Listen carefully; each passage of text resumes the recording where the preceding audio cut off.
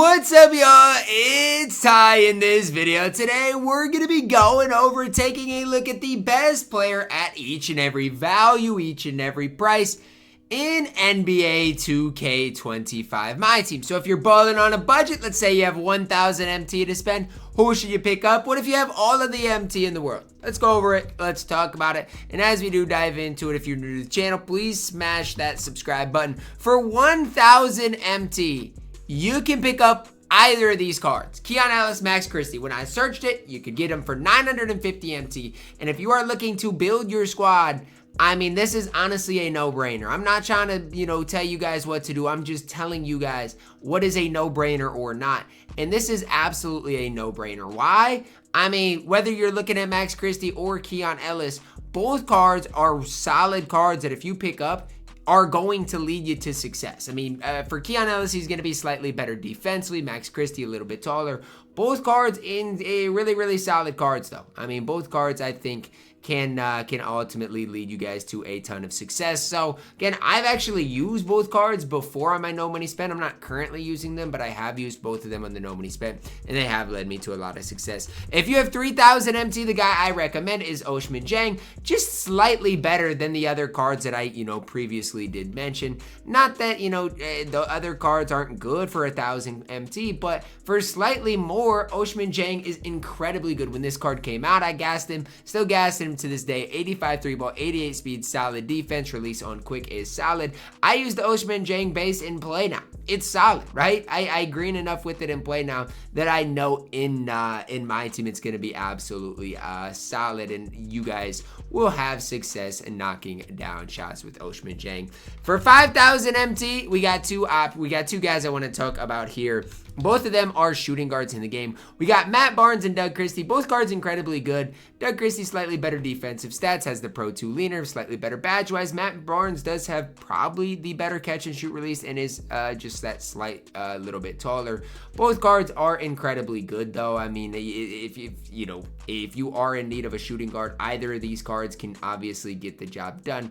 I think for me, when it comes down to it, I prefer Doug Christie. But again, a lot of the content creators, a lot of the community do like the Matt Barnes card just slightly more. For 10,000 MT, Diamond Jaren Jackson Jr. is my favorite guy that you guys can plug and play. I think if you get Jaren, another card you're going to really enjoy. 6'10", easy release to time, easy to green. That's kind of the one main thing that I do want to hit on for Jaren is it's like, if you shoot the ball with him, you should never miss with Jaren.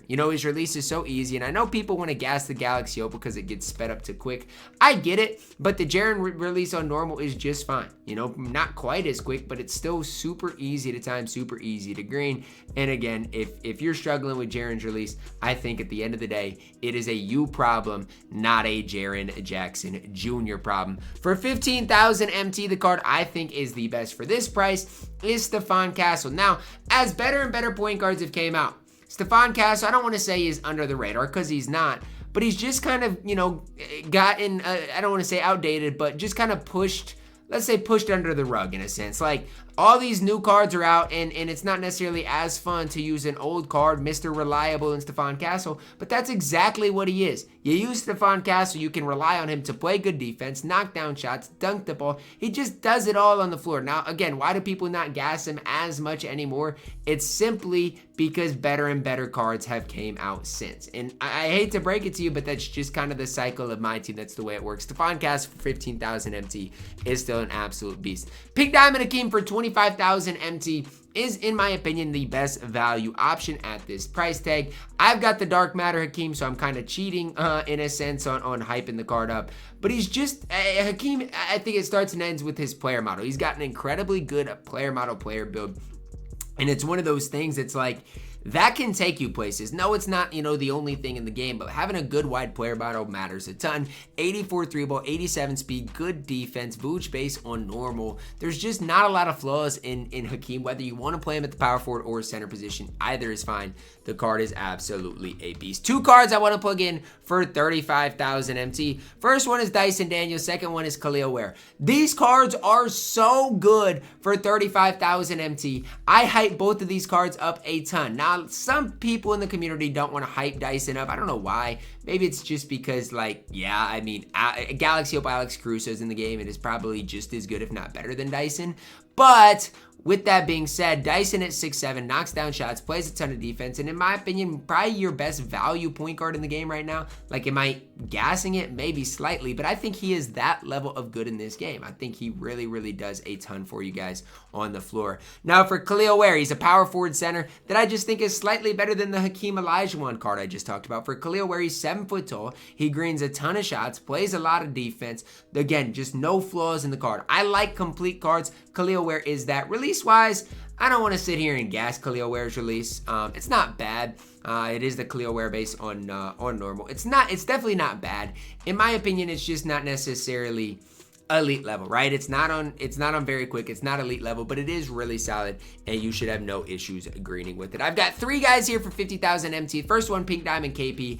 I do think KP side by side is slightly better, slightly more complete than a guy, let's say, like Khalil Ware. I think it's close, but if you're looking for the better center, I do have KP slightly higher. Gonna green shots, 7'2". I just think defensively he leaves something to be desired. Pink Diamond Zach Edey, the next card I want to talk about a little bit. 7'5" here for Zach Edey with an 83 3-ball. Now, obviously, the good Zach Edey is crazy expensive. It's not realistic to get the good Zach Edey. So sometimes you got to realize Pink Diamond Zach Edey might be the right option. Solid defense, decent driving dunk is a really solid, good driving, good standing driving dunk. Solid card, Zach Edey on quick. It's just he's 7'4". It's really why you want to run him. Last card here, Galaxy Opal Shane Battier. Great 3-and-D option. Kind of overshadowed, overlooked at this stage, just because, again, we got a lot of good shooting guards, but Shane Battier is a really solid card. Next up, 75,000 MT. Pink Diamond Dr. J. You can get this card for 75,000 MT. For a fully badged one, it's probably not even that much more expensive. So, I mean, before you go get this card for 75,000 MT, the base card, look and see how much is it to get a fully badged one, maybe one with a couple extra Hall of Famers. Probably worth your time to at least look at that, see if you can find one for maybe slightly more expensive that's going to be a lot better for you. But Dr. J, still one of the most complete small shooting guards, small forwards in the game. Sure, at this stage, I'm kind of over the Dr. J. Like, I've used them all year long, and so I'd rather use just a more fun card in the game at this stage. But I mean, there's no questions asked. Dr. J is still the real deal for 75,000 MT. Other card I want to talk about, Vlade Divac. I had him on my no money spent. I love the card. He is my starting center on my no money spent, and probably will be for the foreseeable future. There's just no reason for me to change something if it's not broke. If it's not broke, don't fix it. That's the case for Vlade Divac, who is just an absolute beast, an absolute stud at that center position. Next up, 100,000 MT. I've got Pink Diamond Braun. I know a lot of people are kind of burnt out with Braun cards this year, and that's fine. I get it, whatever. If Pink Diamond Braun has been relevant since day one. The longevity of Pink Diamond Braun, I believe, is the most longevity-wise card of all time. The card came out day one of this game and is still the best value card for 100,000 MT. Name another card that has better longevity than that ever in my team history. I don't know if you can. I genuinely don't. I think this LeBron is up there with having the greatest longevity of any card ever in this game. Still for 100,000 coins, super complete card that you're going to green shots with. That's going to play a lot of defense. I love Pink Diamond LeBron so much on this game. The problem is, again, he is still decently expensive. He's not crazy expensive, but 100,000 MT still is a decent amount. Next up, 100 to 200,000 MT. The card I'm plugging in is Galaxy Opal Jaren. Kind of struggled at this mark just because I felt like there's a lot of guys I just don't necessarily love at this price range. So it kind of was a struggle for me to come up with one, find one. I did end up choosing Galaxy Opal Jaren, but I don't necessarily love him for this price tag. Next up, if you are going to spend 200 to 400,000 MT, the best value is Pink Diamond Wemby, and it's not particularly close. I'm telling you right now, the difference between Wemby and the next other best at this price tag is the difference is massive. And so Pink Diamond Wemby is the real deal. 7'4", can shoot over people defensively. His defensive stats aren't good. Like, if you look at his defensive stats, starting with the speed, it's not good. It's not ideal. But the big thing you guys got to realize is he's 7'4". So even though his defensive stats aren't necessarily, you know, crazy, he's 7'4", so he's going to be able to play lanes. He's going to be able to get you stops, even if it doesn't seem like, you know, his defensive stats are that great. Wemby is going to be Wemby, and although I'm kind of burnt out of running the card, like, I'd be lying to not, or I'd, you know, it would be wrong of me to not gas him, you know, and put him here when obviously I think this is what he does deserve. If you're going to spend 400 plus, I'd get the Galaxy Opal Wemby. I'm not going to recommend Zach Edey. I'm just not. Even though I think Zach Edey might be the best card in the game, I'm not going to do it.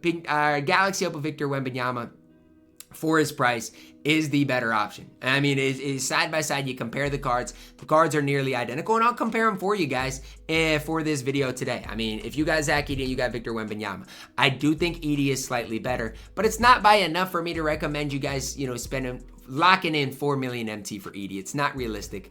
Go get Victor Wembanyama instead. He can shoot over people. He's going to play good defense. He's going to grab rebounds. Yeah, Zach Edey's better, but it's not worth the amount of MT you're sacrificing. That's going to wrap it up. We went through it really quick, really rapid fire, but hopefully it helps you guys out. If you are struggling building your squad, again, we'll come back to this video. There are plenty of other options. So down below in the comments, if you want to, talk about your favorite card for his specific price, let it be known down below in the comments. Drop a like on the video, guys. Subscribe if you are new, and as always, man, I love you guys. Have a blessed day.